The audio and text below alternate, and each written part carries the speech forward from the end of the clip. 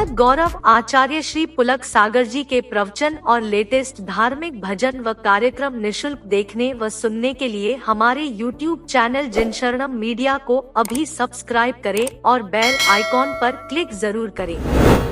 मान्यवर, माँ की पीड़ा ये होने लगती है कि अब बेटे पर बहू का कब्जा होने लगा है। दर्द केवल इतना है कि बेटा हाथ से गया। बेटा क्या करे बेचारा। अब शादी के बाद भी तुम्हारे साथ शॉपिंग करने जाए क्या? शादी के बाद भी तुम्हारे साथ पिक्चर देखने को जाएगा? शादी के बाद अरे एक आध बार चला भी जाएगा। कभी तो उसको अपनी पर्सनल लाइफ जीने दो, ध्यान रखिए। मान्यवर, लोग कहते हैं कि बहुएं परेशान है। जहां तक मेरा अनुभव है, बेटे बहुत परेशान हैं। यदि अपनी पत्नी की बात वो माँ से शेयर करता है, पत्नी का पक्ष थोड़ा सा माँ के सामने लेता है, तो माँ कहती अच्छा 4 दिन की आई जोरू का, बेचारा करे क्या सुन सुन के। यदि पत्नी का पक्ष ले लिया तो जोरू का गुलाम होता है, और पत्नी की ना सुने तो पत्नी कहती है अभी तक माँ की उंगली पकड़ के चलोगे, बड़े कब होगे तुम।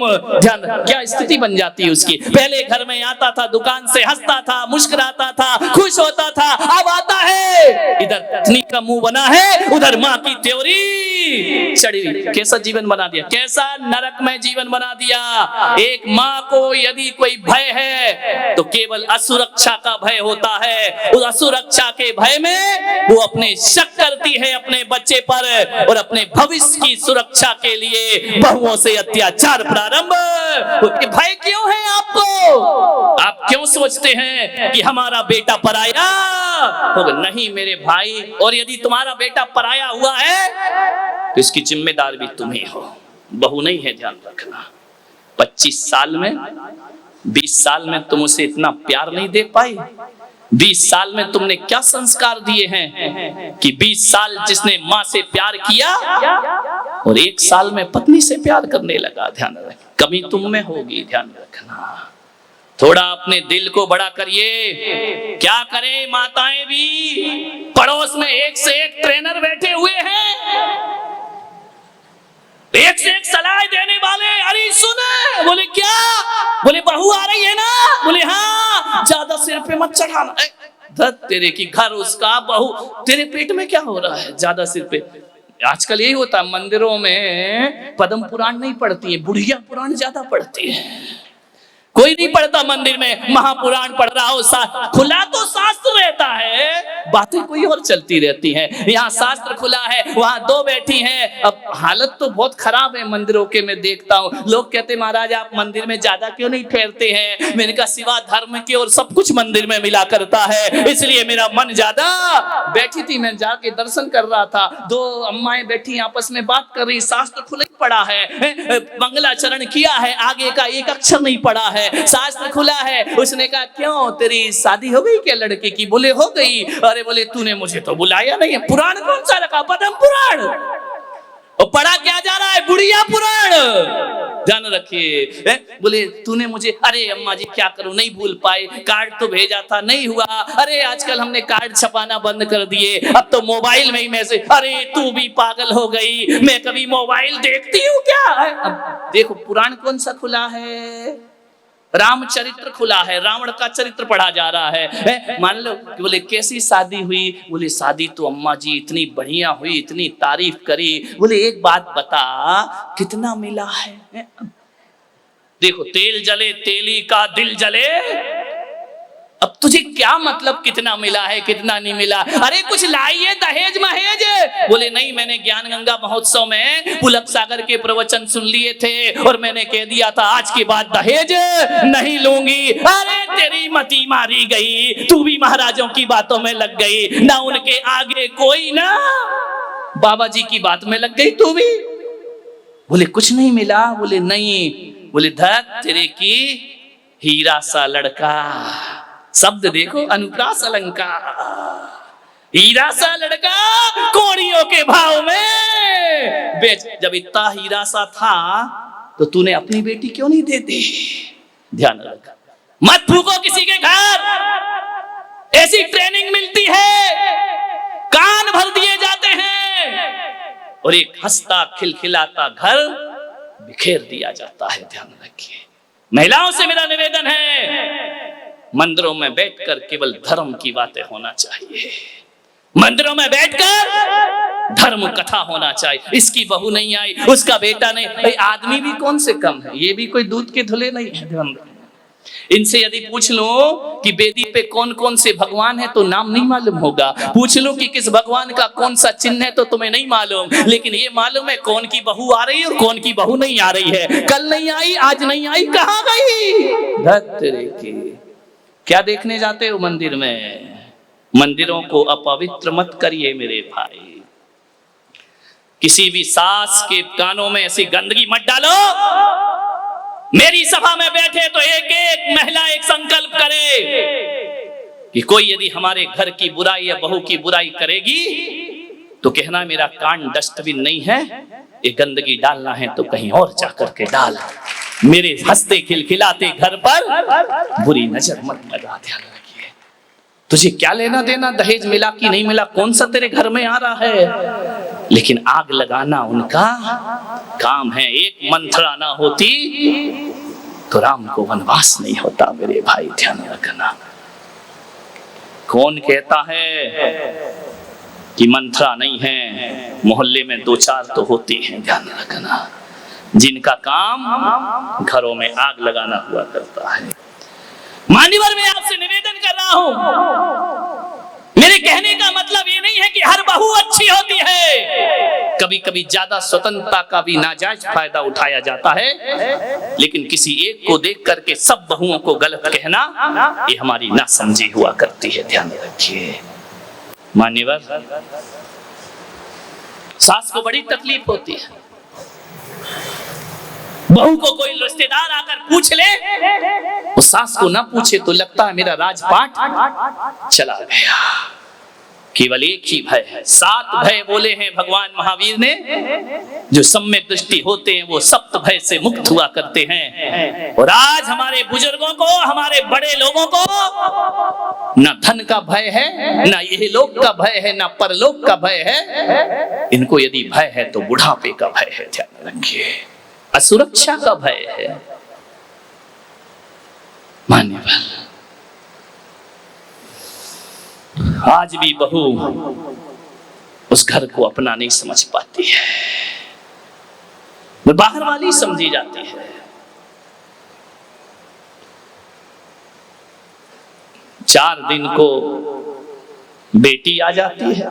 देखो, छोटी छोटी बातें बता रहा हूं जो बहुत बड़ी बनती हैं, जो इतनी खाइयां पैदा करती हैं। गर्मी के दिन ससुर जी ने कहा कि चाय बनाओ। बेटी गर्मी में पीहर आई है, बहू भाभी भी है। बेटी ने कहा पापा जी बनाती हूं। अम्मा कहती बेटी तू क्यों बनाएगी? बोले क्यों? भाभी है ना, तू तो 4 दिन को आई, आराम कर ले। तू भी तो ससुराल से आई है, थोड़ा सा आराम कर ले, चैन से रह ले। भाभी है ना, वो चाय बना देगी। अब ये शब्द यदि बहू के कान में पड़ गए, ध्यान रखना, एक प्याला चाय बनाने में बेटी कमजोर नहीं हो जाती, उसका बीपी नहीं बढ़ जाता, वो बेहोश नहीं हो जाती। ध्यान रखना, एक प्याला चाय में कोई बहुत बड़ी मेहनत का काम नहीं था, लेकिन जब कोई सास ये शब्द बोलती है ना कि तू आराम कर, भाभी बनाएगी, ध्यान रखना, एक प्याला चाय ने तुम्हारे दिलों की दूरियां बढ़ा दी। ध्यान रखिए, छलनी हो जाता है उस बहू का सीना। क्या फर्क पड़ता है यदि बेटी बना लेती तो। और मैं तो इन बेटियों से भी हाथ जोड़ के निवेदन करता हूं, 4 दिन को आई हो, पीहर में आग लगा के मत जाओ। ध्यान रखिए, आधी आग तो ये लोग भी लगाती हैं। आ गई क्या रक्षाबंधन पे, मिठाई खाओगी और आग उगल के जाओगी। ध्यान रखना, इतनी समर्पण दिखाती हैं पीहर में आकर के अपने माँ बाप के लिए, पूरी बिछी जाती, मेरी मम्मी, मेरे पापा, मेरी मम्मी, मेरे पापा। भाभी तू ये नहीं करती है, भाभी तू सम्मान नहीं करती, भाभी तू इज्जत चार शब्द, इतना प्रेम, गजब। ऐसा लगता है कि तुम्हारी मम्मी की शुभचिंतक केवल तुम ही हो। बेटा तो दुश्मन पैदा हुआ है, कंस पैदा हुआ है घर में। बेटे का कोई लगाव नहीं है, कोई अटैचमेंट नहीं है तुम्हारी माँ से, सब कुछ तुम्हारा है। इतना भाई को व्यंग करोगी शादी के बाद, भाभी को व्यंग करोगी शादी के बाद, तू मम्मी का ख्याल नहीं रखता, तू पापा का ख्याल नहीं रखता है, इतनी बातें कर रही हो और ससुराल को नरक बना रखा है। ध्यान रखिए, इतनी ईमानदार होती तो तुम्हारी ससुराल भी स्वर्ग जैसी बन गई होती।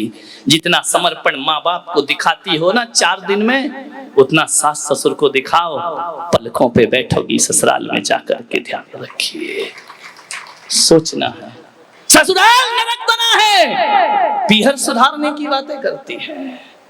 प्लीज अपने पीहर में आग मत लगाइए। अधिकतर झगड़े तभी होते हैं जब ननंद घर में आती है। नंद गले का कौन बोला फंद। ध्यान रखिए, मान्यवर मत। अरे आपको तो धन्यवाद देना चाहिए अपनी भाभी को कि मुझे मेरे माँ बाप ने पाला पुसा कर बड़ा करके विदा कर दिया पराए घर में। मैं अपनी माँ का उतना ध्यान नहीं रख पाती। भाभी तू धन्य है कि बुढ़ापे में मेरी माँ का ध्यान रखती है। ये तुम्हारी समझदारी होती है। उस भाभी को सीने से लगाओ, उस भाभी को धन्यवाद दो, उस भाभी को प्रोत्साहन दो, उस भाभी का मान बढ़ाओ, एहसान मानो उसका। तुम तो शादी करके चली गई, बुढ़ापे में साथ तो वही देने वाली है। ध्यान रखिए। लेकिन तुम आके मम्मी के कान में कुछ डालती हो, भाभी के कान में कुछ और डालती। महाभारत खड़ी कर, जिस घर में बेटियां का इंटरफेयर होता है ना, उस घर में सुख कभी नहीं आ सकता है। ध्यान रखिए, इतना ज्यादा किसी की पर्सनल लाइफ पर डिस्टर्ब करने का प्रयास मत करिए। आपसे निवेदन है, समझदार हो जाइए। अरे बेटा इतने जल्दी पराया नहीं होता है।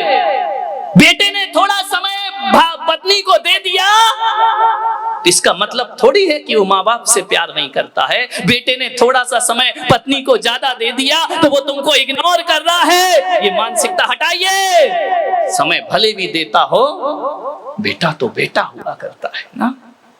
मान्यवर, आपसे निवेदन है बड़ी विनम्रता के साथ, अरे कभी एक बार अपनी बहू को बाहें फैलाकर गले से लगाने का प्रयास किया करो।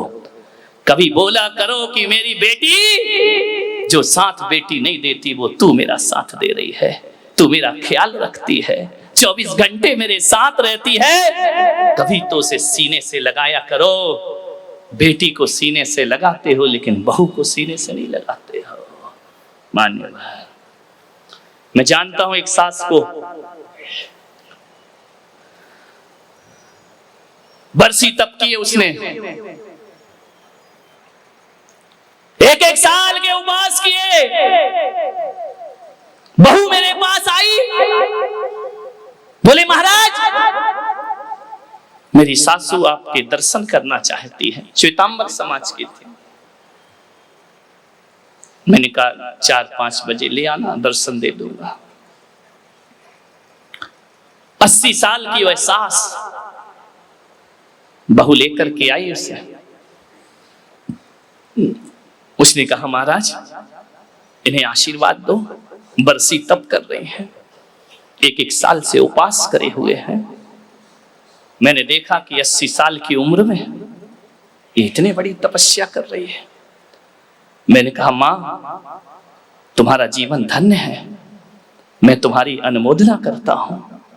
इस उम्र में भी तुम इतने उपवास कर रही हो। जानते हो उस सास ने क्या कहा? महाराज धन्यवाद मुझे नहीं, मेरी बेटी को दीजिए, मेरी बहू को दीजिए। मैंने कहा उपवास तुम कर रही हो, धन्यवाद उसे। बोले महाराज इतना प्यार और इतनी सेवा तो मेरी बेटी, मेरी औलाद नहीं करती जो सेवा मेरी बहू किया करती है। धन्यवाद इसे दो महाराज। मैं उपवास करके बैठती हूँ, ख्याल ये रखती है मैंने कहा कि महाराज के दर्शन करना है, इसने सब काम छोड़ करके मुझे आपके चरणों में लाई है। बेटी से कहती हूं तो जवाब दे देती है, बहू ने नहीं दिए। बहू ने नजरें झुकाई, महाराज ये अम्मा जी हैं, ये तो बोलती हैं, ये मेरी मां से भी बढ़कर मुझे प्यार किया करती हैं। सास ने कहा कि नहीं महाराज, आप इसे आशीर्वाद दो। और मैं तो ये कहती हूं मेरी तपस्या का पुण्य भी मेरी बहू को लगना चाहिए। मैंने कहा इतना प्रभावित क्यों हो बहू से? बोले महाराज ये बहू नहीं है, देवी है इस घर की। एक सास के मुंह से ऐसे शब्द निकले, सोचो बहू का जीवन धन्य हो जाया करता है, उसके जीवन में सुख शांति का भंडार हो जाया करता है। सास ने कहा कि महाराज मैंने संकल्प लिया कि बरसी तप का उपवास करूंगी, और जब से मैंने 1 साल से व्रत कर रही हूं, ये बहू पीहर नहीं गई, नहीं जाती। वो पीहर से खबर आती है, भाई लेने आता है, पिताजी लेने आते हैं। मैं कहती हूँ बेटा चली जा पीहर, माँ बाप से मिल ले। वो कहती मम्मी आज आपका उपवास है, मैं कैसे जा सकती हूँ? और जब दूसरे दिन पारणा करती हूँ ना, तो कहती है जहां मेरी माँ पारणा कर रही है उसे छोड़ करके पीहर कैसे चली जाऊं? ये जाती नहीं है, 1 साल से पीहर नहीं गई है, केवल इसलिए कि मैं बरसी तप करती हूँ। महाराज असली तप मेरा नहीं, असली तप तो इस बहू का हुआ करता है, ध्यान रखिए।